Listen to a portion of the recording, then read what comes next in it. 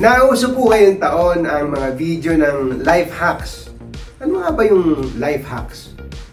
A life hack or life hacking is any trick, shortcut, skill, or novelty method that increases productivity and efficiency in all walks of life. Ngayon, share ng aming pamilya ang aming real life hacks. Ito ang tricks and tips kung papaanong sa kabila ng mga challenges ay nagstay #TeamStrong kami.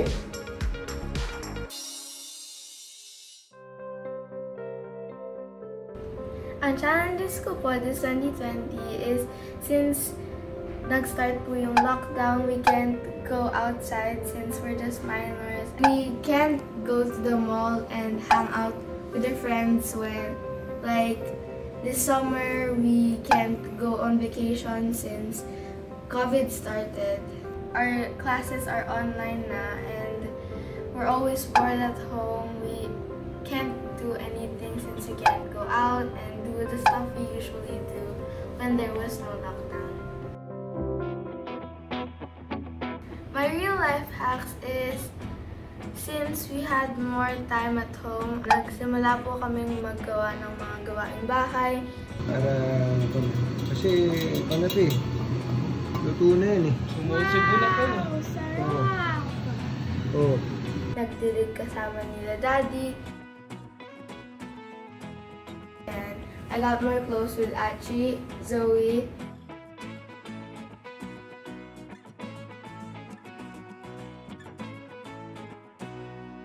And I started exercising.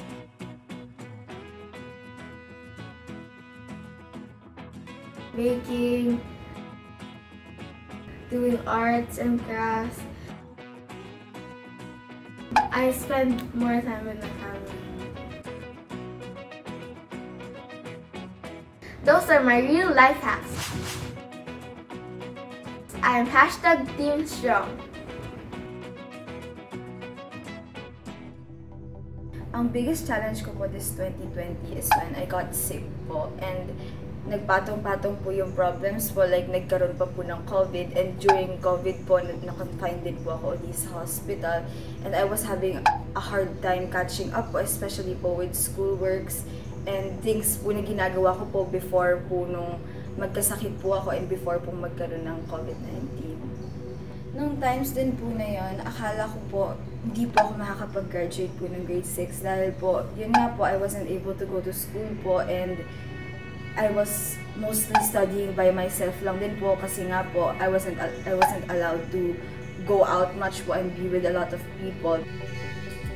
Ang real life hack ko lang po talaga for this is to remain positive po. Kahit po madami po akong problem po and madami po akong nararanasan po na mahirap po nung times po na yon, ay with the help of my friends and my family po, palagi ko pa din pong na-maintain yung positivity po and palagi ko lang pong dinidistract yung sarili ko po using the things po na nagpapasaya po sa akin para hindi ko po maramdaman po kung kahit na nahihirapan na po ako.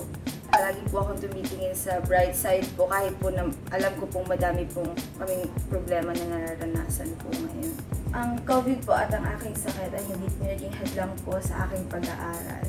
Nung nagka-COVID po, everyone started doing online classes na din po like I did po, and I'm happy po na naka-catch up din po ako sa kanila and I got to graduate along with my other friends po. And those are my real life hacks. I am #TeamStrong.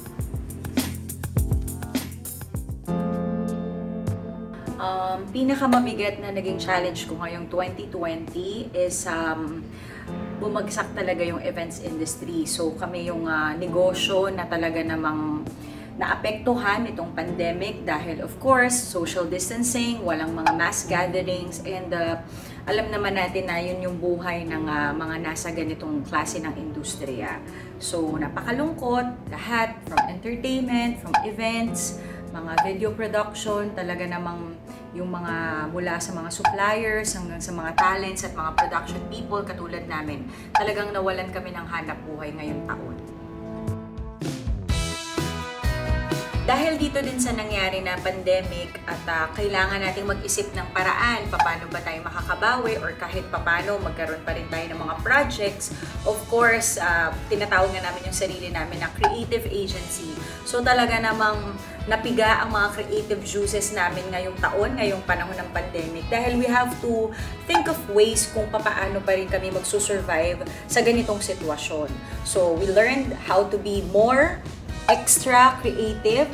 Nag-isip kami ng paraan paano ba tayo makakapag-organize ng events, paano ba makakapag-communicate yung mga brands tulad ng mga hinahawakan naming brands para yung message na gusto nilang paratingin sa kanilang mga kliyente makarating pa rin. Of course, paano ba marireach yung gap between one person to another person para makapag-celebrate pa rin sila ng mga milestones.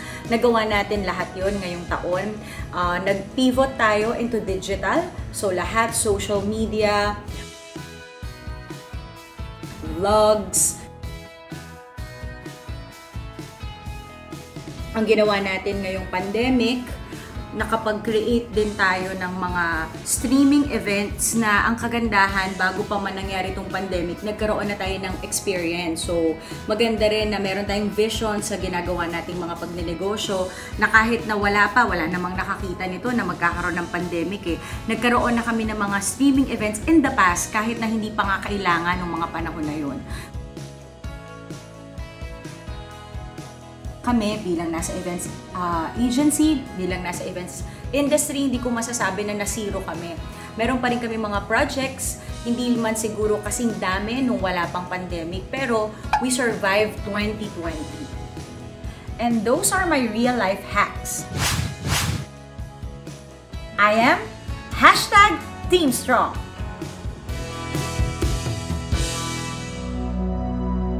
Maraming mga challenges para sa akin ngayong 2020, pero isa sa mga ininda ko talaga ng gusto ay ang pagsasara ng ABS-CBN.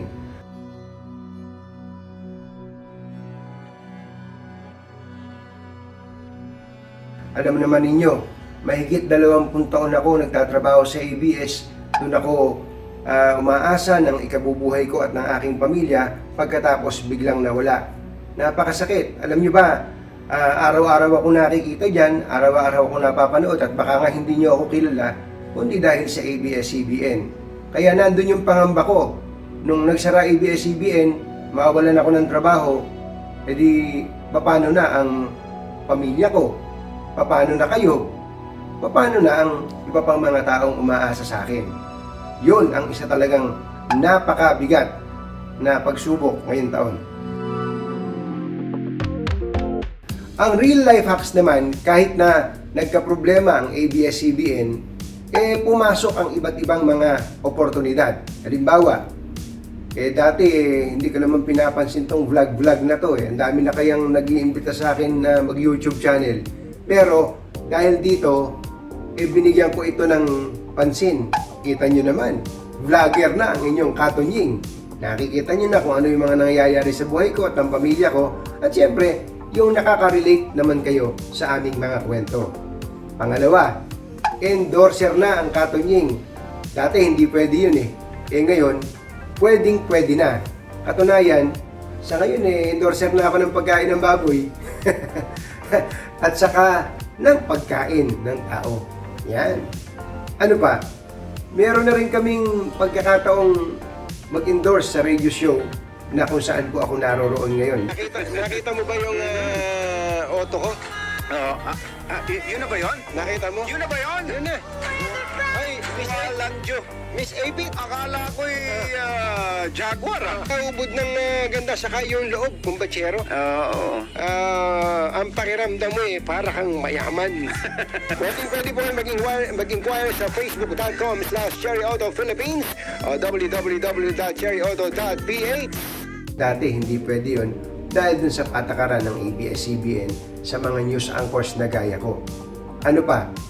Ito talagang isa sa ipinagpapasalamat ko sa pamunuan ng ABS-CBN. Nung pong kami nakakuha ng bago naming trabaho ni Jerry Baha, ang aking kumbatsero, pumayag sila, ang management ng ABS-CBN, na gamitin namin ang radio show o ang title ng radio show na 2x2. Walang dalawang salita. talagang usapan lang ng mga nagkakaintindihan. Kaya yun, napakalaking real life hacks yun para sa akin. 2x2 sa DZRH, patuloy na umahambalos. And those are my real life hacks. I am #Team Strong. And those are our real life hacks. Papa-exit na po yung 2020 at papasok na yung 2021. Kaya kahit na hagupitin pa tayo ng sandamakmak na pagsubok, huwag tayong malugmok at maging negatibo. Lagi lang maging positive at lagi tayong maging Team Strong!